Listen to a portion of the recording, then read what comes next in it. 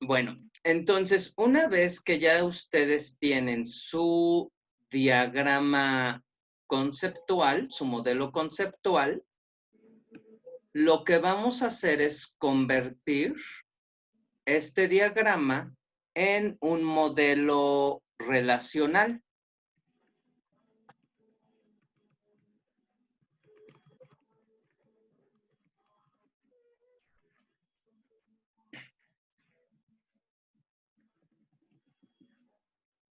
Vamos a convertir el modelo en un diagrama relacional siguiendo los siguientes pasos. También se los puse ahí en la presentación. Es la presentación T2.42. Está en el tema 2.4.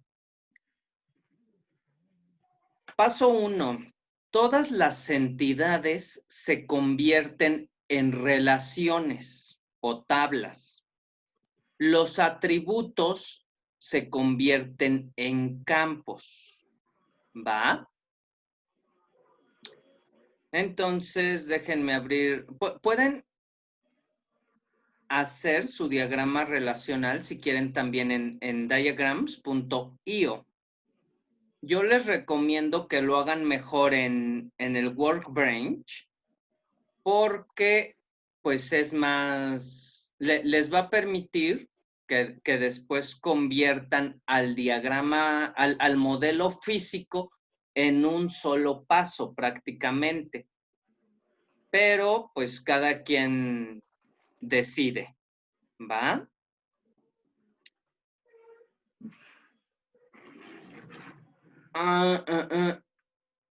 Entonces aquí en el Workbench y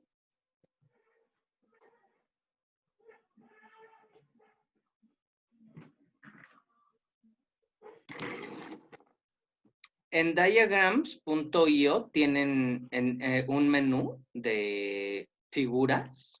Ahí pueden agregar las figuras del diagrama entidad de relación y diagramas relacionales. Pero ahorita no me está cargando. Ya me desespero. Aquí están. Entonces aquí pueden meter sus figuras de tablas para el modelo relacional. Y también tienen las figuras para el diagrama entidad-relación, ¿va? Que en realidad pues son el rectángulo, los óvalos y los rombos para las relaciones. Dentro del MySQL Workbench, en el segundo botón, en la barra de herramientas que tienen del lado izquierdo, pueden crear sus diagramas. Nada más hacen clic en el botoncito donde viene un diagrama relacional. Y en Models pueden hacer clic en el botoncito de más para crear un nuevo modelo.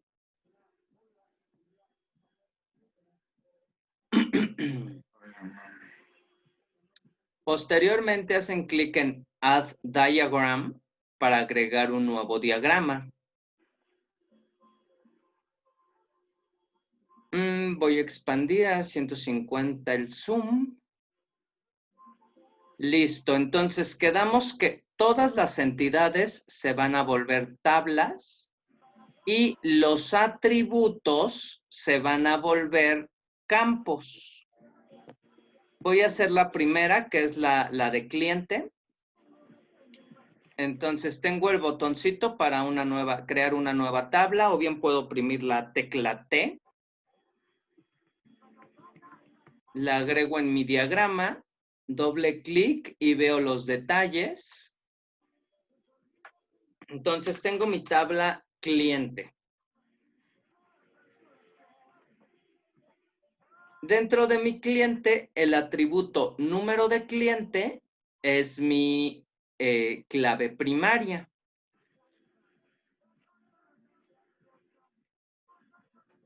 Entonces, es número de cliente. Normalmente, los IDs que ustedes van generando van a ser números consecutivos. Voy a tener cliente 1, cliente 2, cliente 3, cliente 4, cliente 5. Entonces, el tipo de dato que se correspondería es un tipo de dato entero. Va a ser llave primaria, no nulo. En este caso, como son datos enteros, números enteros, yo no voy a tener un cliente con un número negativo. Por lo tanto, lo voy a marcar como unsigned. Y también quiero que automáticamente se calcule el siguiente cliente, el siguiente consecutivo. Por lo tanto, lo hago autoincrementable. Posteriormente, tengo la razón social, el nombre comercial, el giro, domicilio fiscal y teléfono. Entonces tengo la razón social, que podría ser un varchar de 150. Tengo el nombre comercial,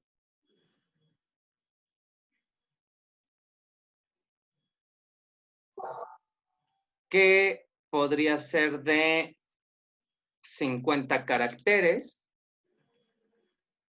Tengo giro, domicilio fiscal, giro,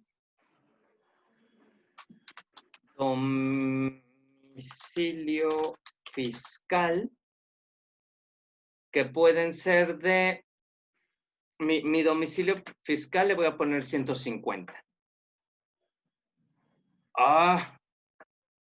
Domicilio fiscal.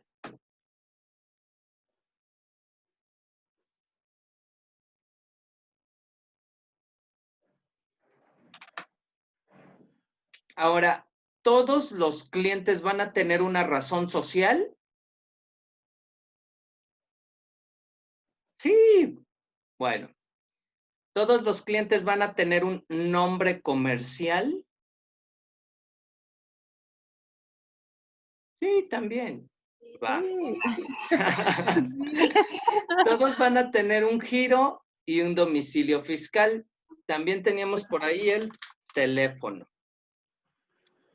Que esperemos todos los clientes tengan un teléfono. Y listo, ya tengo mi primera entidad convertida al modelo relacional. En la presentación les pongo algunas notas a considerar. Primero, los nombres y las relaciones de atributos deberían ir en minúsculas. Esta no es una exigencia, pero yo se los recomiendo porque, sobre todo cuando trabajen con su servidor en Clever Cloud, si el nombre de la tabla no está escrito con las mismas mayúsculas y las mismas en minúsculas, van a tener problemas. En Windows, si ustedes lo trabajan, no se nota, no hay problema, pero en Linux sí hay problema. Y normalmente los manejadores de base de datos pues van a estar en ambientes o en sistemas operativos que ustedes ni siquiera sepan cuáles son. Entonces, lo mejor es que todo esté en minúscula, usando letras solo del alfabeto inglés, de la A a la Z, exceptuando ñes, acentos. Pueden usar números y pueden usar el guión bajo. No usen caracteres especiales, no usen espacios. Inicien el nombre del campo o de la relación con una letra. Algunos manejadores de bases de datos sí les van a permitir usar caracteres especiales. Quizás les permitan usar espacios. Por ejemplo, Access. Access sí se los permite, pero no todos los manejadores lo hacen. Entonces, vamos a acostumbrarnos a hacerlo de una forma estándar, de una forma que podamos hacerlo en cualquier sistema manejador de base de datos. Segunda nota, indicar si se trata de una llave primaria. Tercera, indicar si el campo puede ser nulo. Es decir, debe existir siempre un valor para ese campo. Todos los elementos de esa entidad tienen un valor para ese campo. Si la respuesta es no, entonces quiere decir que el campo sí puede ser nulo. Normalmente los campos calculados o atributos calculados, ustedes los indican en su diagrama conceptual, en el diagrama entidad-relación, pero no lo indican en el diagrama relacional, ni tampoco en el modelo relacional. Normalmente estos campos se calculan cada vez que ustedes hacen una pregunta a la base de datos. En el caso especial de MySQL, sí pueden crearlos, pero eso nuevamente no es un estándar. En MySQL Workbench, además de crear el diagrama relacional, también podemos indicar un valor por default. Este valor por default es el valor que va a tener el campo en caso de que no ingresemos ningún dato para ese atributo. También podemos indicar si un número no tiene signo, es decir, si va a manejar solo valores positivos. En este caso sería un unsigned. También debemos indicar de preferencia si el campo es autoincrementable, ¿va? Es decir, que vaya aumentando de forma consecutiva.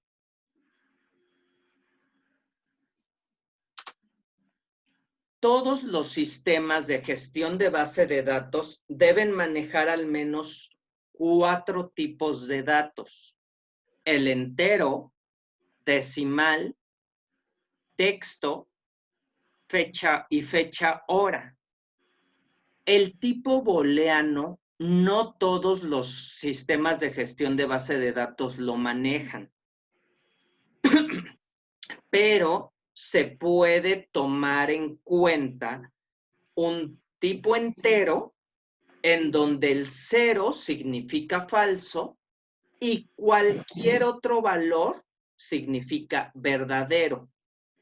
Ese cualquier otro valor normalmente es 1. Entonces, 1 para falso, perdón, 1 para verdadero y 0 para falso, en caso de que necesitemos información booleana. Tipos que maneja MySQL. Dependiendo del rango del campo, del número de datos que ustedes necesiten, en MySQL pueden manejar distintos tipos de datos para campos enteros. MySQL tiene el dato tinyInt, que va desde -128 hasta 127. Tienen datos booleanos, que en realidad es un tinyInt de una sola cifra, en donde 1 es falso y 2 es verdadero. Tienen smallInt para almacenar valores entre -32,000 y +32,000. MediumInt de -8 millones a 8 millones. El int, que maneja desde -2,147 millones hasta +2,147 millones. Integer, que es un sinónimo de int. Y tienen datos tipo BigInt, que manejan números más grandes, como los que pueden ver al final de la tabla. Los tipos de datos decimales. tienen datos tipo decimal, pueden escribirlo como decimal, dec, numeric o fixed. Cualquiera de los 4 significan lo mismo y son para números decimales. Tienen datos tipo float, tienen datos tipo double y tienen datos tipo double precision y reales. Estos dos últimos son sinónimos de double. Entonces, dependiendo de los rangos que vayan a manejar, es el tipo de dato que deben asignar. Tipos de datos de fecha y hora. Tienen tipos de datos date, para solo las fechas. Date and time, date time, es para fecha y hora. Tienen time, que es solo para horas.